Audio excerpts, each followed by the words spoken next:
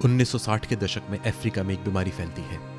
एक ऐसी बीमारी जिसके बारे में ना तो कभी किसी ने पहले कुछ सुना था और ना ही कुछ देखा था। ऐसी बीमारी जिसका ना तो कोई मेडिकल रिकॉर्ड प्रेजेंट था और जिसको हैंडल करने के लिए डॉक्टर्स ट्रेंड भी नहीं थे। यह बीमारी गांव दर गांव, शहर दर शहर होते हुए एक बहुत बड़े इलाके में फैल गई और इसने हजारों बच्चों को इम्पैक्ट किया। यह बीमारी आज भी एक अनसुलझी पहेली बनी हुई है। तो आइए बात करते हैं आज इस बीमारी की, इसके फैलाव की, इससे इम्पैक्टेड हुए लोगों के बारे में और आखिर में यह बीमारी ठीक कैसे हुई। बुक्स, न्यूज और इवेंट्स के इस एपिसोड में आपका स्वागत है। ये बात है जनवरी 1962 की। टंगैनिका को अभी आज़ाद यानी इंडिपेंडेंट नेशन बने एक साल भी नहीं बीता था। टंगैनिका जो बाद में एक दूसरे देश ज़ैंज़िबार के साथ मिल गया यानी मर्ज हो गया और आज टंजानिया के नाम से जाना जाता है।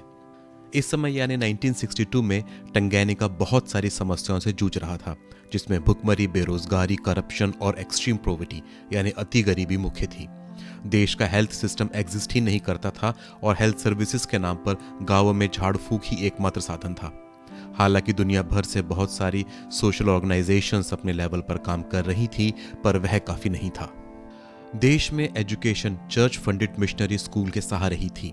गवर्नमेंट के पास इतने संसाधन यानी रिसोर्सेज नहीं थे कि वो दूर दराज के गांवों तक एजुकेशन की फैसिलिटी दे पाते। ऐसे में कशाशा शहर में भी एक स्कूल खुला। यह स्कूल बोर्डिंग था जो सिर्फ लड़कियों की एजुकेशन पर काम करता था। कशाशा शहर विक्टोरिया लेक के नजदीक था, जो कि दुनिया की सबसे बड़ी लेक्स में से एक है।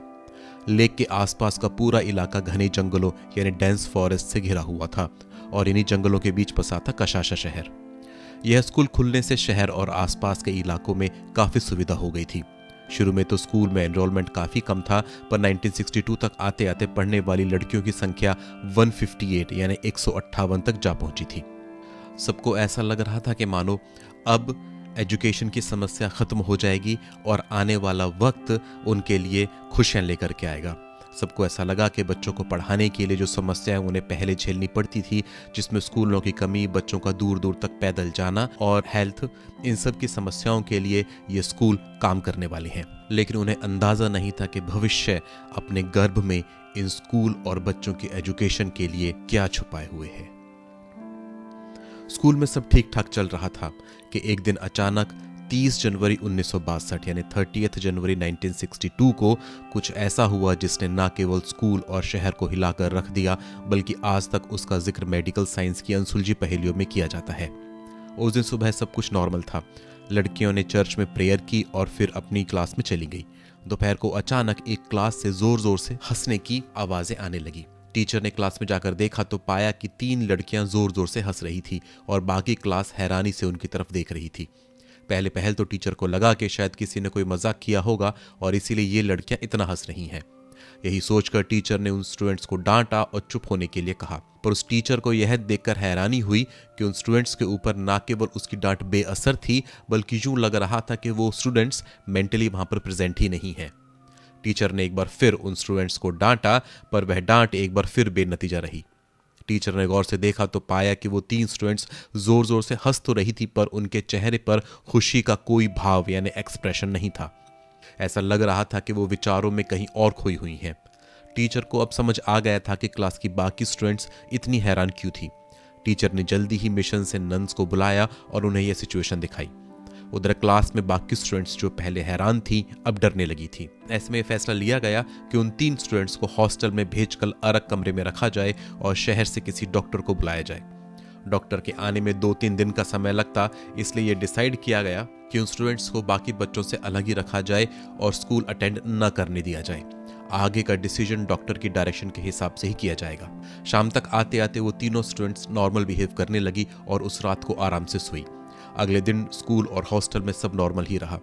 2 दिन बाद डॉक्टर ने उन तीनों लड़कियों को चेक किया और पाया कि सारे बेसिक हेल्थ पैरामीटर्स नॉर्मल हैं। ऐसे में डॉक्टर ने उन तीनों को नॉर्मल डिक्लेयर किया और स्कूल जाने के लिए फिट बताया। इसके बाद डॉक्टर वापस शहर चला गया। फरवरी का महीना शुरू हो गया था। महीने के शुरू के दिन सब सामान्य रहा, पर अचानक कुछ और स्टूडेंट्स में भी वही प्रॉब्लम दिखने लगी। स्टूडेंट्स कभी जोर से हंसती तो कभी धीरे से, कभी ये एक क्लास में होता तो कभी दूसरी क्लास में, और इस तरह यह प्रॉब्लम धीरे धीरे बढ़ने लगी। टीचर्स को कुछ समझ नहीं आ रहा था। शहर से डॉक्टर को फिर बुलाया गया, पर उसके पास भी इसका कोई इलाज नहीं था।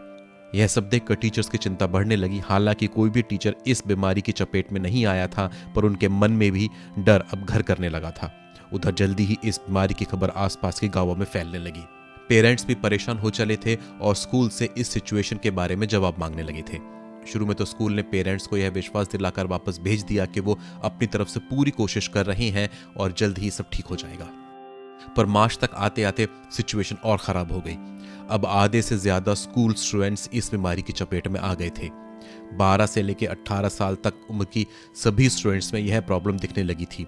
साथ ही यह बीमारी अब और सीरियस हो चली थी। अब स्टूडेंट्स कभी हंसती थी तो कभी रोती थी। उन्हें सांस लेने में भी दिक्कत होने लगी थी। किसी किसी को स्किन पर रैशेस और आंखों में दर्द की शिकायत भी थी। अब सिचुएशन स्कूल के कंट्रोल से बाहर हो रही थी और पेरेंट्स के प्रेशर के चलते मार्च एंड में स्कूल को टेम्परेरी क्लोज कर दिया गया और सभी बच्चों को घर भेज दिया गया। हालांकि स्कूल एडमिनिस्ट्रेशन ने स्टूडेंट्स और पेरेंट्स से कांटेक्ट लगातार बनाए रखा और हर संभव मदद भी की। इसके कुछ समय बाद तक सब कुछ शांत रहा। स्टूडेंट्स भी अपने घर जाकर धीरे धीरे नॉर्मल बिहेव करने लगी थी। सबको लग रहा था कि यह बीमारी एक बुरे सपने की तरह बीत जाएगी, पर अचानक अप्रैल एंड में कशाशा से 55 मील दूर यानी 55 माइल्स दूर बसे एक कस्बे नशांबा में भी एक स्कूल से ऐसी ही घटना की खबर आई। बीमारी की शुरुआत, स्टूडेंट्स का बिहेवियर, बीमारी का स्प्रेड, स्टूडेंट्स द्वारा बीमारी का डिस्क्रिप्शन सब एक जैसा था। इस स्कूल में 217 यानी 217 स्टूडेंट्स इस बीमारी की चपेट में आए। इसके कुछ दिनों बाद में 1962 में एक और स्कूल से इसी तरह की खबरें आने लगी। उस स्कूल में 48 यानी 48 गर्ल्स स्टूडेंट्स में इस बीमारी के लक्षण दिखाई दिए। इस तरह इस बीमारी ने अब तक बड़ा रूप धारण कर लिया था।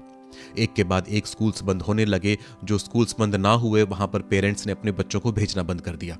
लोगों में यह अफवाह भी फैल गई कि मिशन स्कूल्स बच्चों पर कुछ जादू कर रही हैं और इसलिए कुछ स्कूल्स पर अटैक भी किया गया। गवर्नमेंट को इस सब की इंफॉर्मेशन थी, पर उसकी तरफ से पेरेंट्स को समझाने के लिए कुछ नहीं किया गया। बल्कि ऐसा कहा जाता है कि स्कूल पर हुए अटैक्स के पीछे पॉलिटिशियंस का ही हाथ था।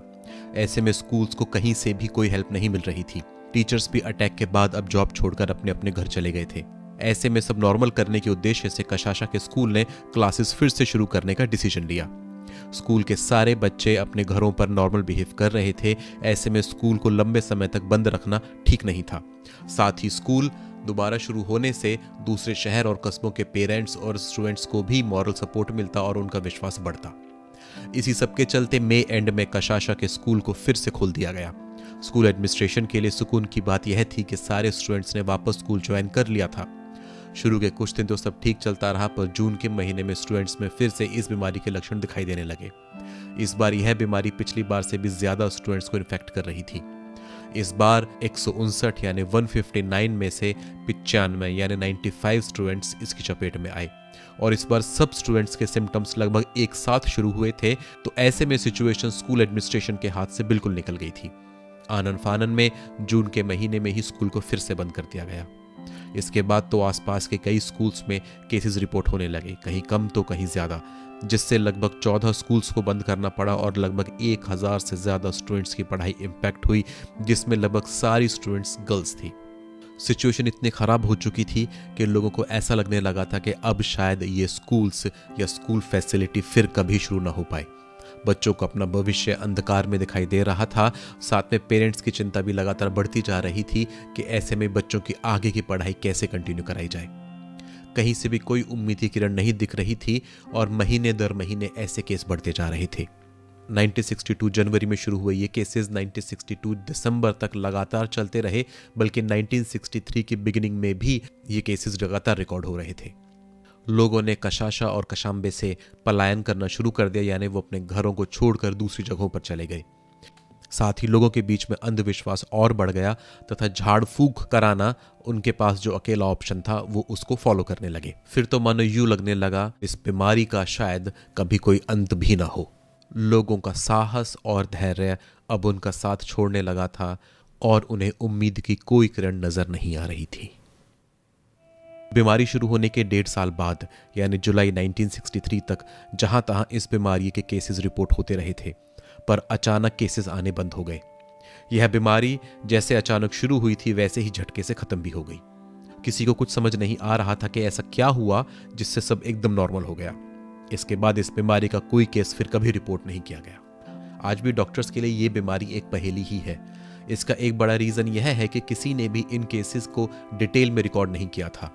आज डॉक्टर्स के पास इन्वेस्टिगेशन के लिए लिमिटेड इन्फॉर्मेशन है, जिसकी वजह से किसी भी डिसीजन पर पहुंचना बहुत मुश्किल है। पर साइकोलॉजिस्ट की एक टीम ने इस इंसिडेंट को स्टडी कर बताया कि यह मास हिस्टीरिया का एक एग्जाम्पल है। मास हिस्टीरिया एक ऐसी कंडीशन है जिसमें पॉपुलेशन का एक बड़ा हिस्सा स्ट्रेंज बिहेव करने लगता है और यह बिहेवियर एक इंसान से दूसरे इंसान तक बिना किसी कैरियर जैसे कि वायरस या बैक्टीरिया के फैलता है। यह एक शारीरिक नहीं बल्कि मानसिक रोग है जो किस वजह से एक व्यक्ति से दूसरे व्यक्ति में फैलता है यह कोई नहीं जानता। खैर, इस बीमारी में किसी की जान नहीं गई और ना ही कोई शारीरिक तौर पर गंभीर रूप से बीमार हुआ, पर इस बीमारी की वजह से 1000 से ज्यादा स्टूडेंट्स का एक एकेडमिक ईयर बर्बाद हो गया। हालांकि यह बीमारी यहीं खत्म हो गई, पर पड़ोस के देश युगांडा में 1963 में कुछ विचित्र बीमारियां रिकॉर्ड की गई, जिसका जिक्र हम फिर कभी करेंगे। आज के एपिसोड के लिए बस इतना ही। हमें कमेंट करके बताइएगा कि आपको आज का एपिसोड कैसा लगा और हमें यह भी बताइएगा कि आप आगे किस हिस्टोरिकल इवेंट के बारे में सुनना या जानना चाहते हैं। अगर आपको हमारे वीडियो पसंद आ रहे हैं तो हमारे चैनल को लाइक कीजिए, सब्सक्राइब कीजिए और शेयर कीजिए। मिलते हैं जल्द ही नए एपिसोड में। तब तक के लिए थैंक यू, शुक्रिया, धन्यवाद।